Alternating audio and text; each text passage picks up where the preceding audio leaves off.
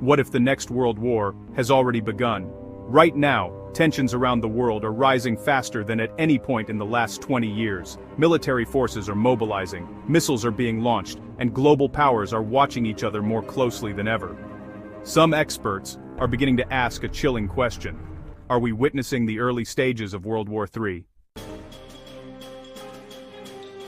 To understand what's happening, we need to look at the current situation in the Middle East. Over the past several months, tensions between Iran, the United States and Israel have been steadily increasing. But recently, those tensions have started turning into direct military confrontation.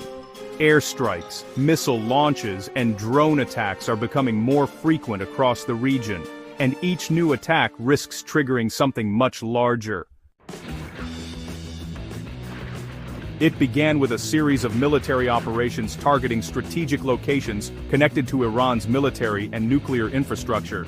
These strikes were meant to weaken Iran's ability to project power across the region, but Iran responded quickly. Within just a few hours, Iranian forces launched waves of drones and ballistic missiles toward multiple targets connected to United States and allied forces in the Middle East. Air defense systems in several countries were suddenly forced to activate at full capacity. Missiles were intercepted in the sky, explosions echoed across cities, and civilians watched from rooftops as glowing projectiles streaked through the night.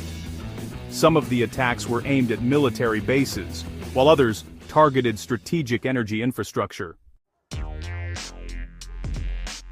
And that is where the global concern begins, because the Middle East is not just another region, it is the center of the world's energy supply.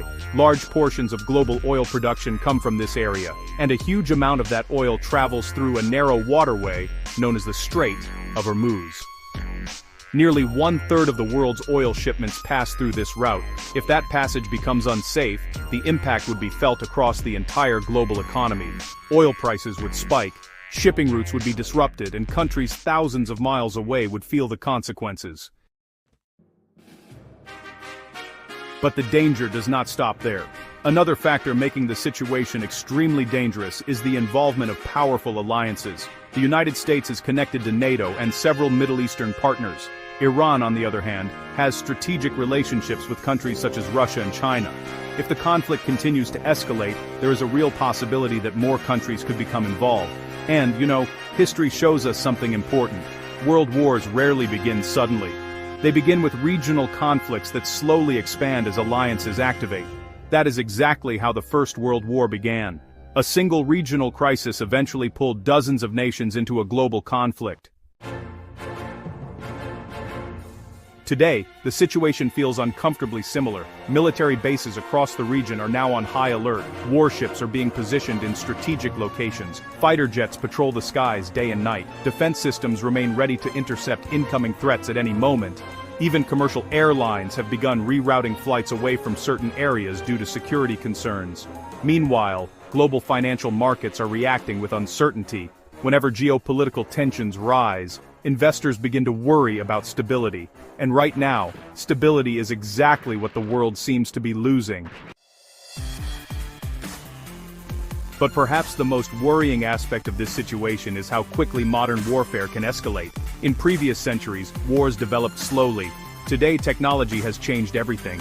Missiles can travel thousands of kilometers within minutes. Cyber attacks can disrupt entire infrastructures without a single soldier crossing a border. And drones allow conflicts to spread without traditional battlefields. All of this means that modern conflicts can escalate faster than ever before. A single miscalculation, a missile that lands in the wrong place, or a military response that goes too far. Any of these events could trigger a chain reaction, and once that chain reaction begins, stopping it becomes extremely difficult. World leaders around the globe are currently trying to prevent that outcome.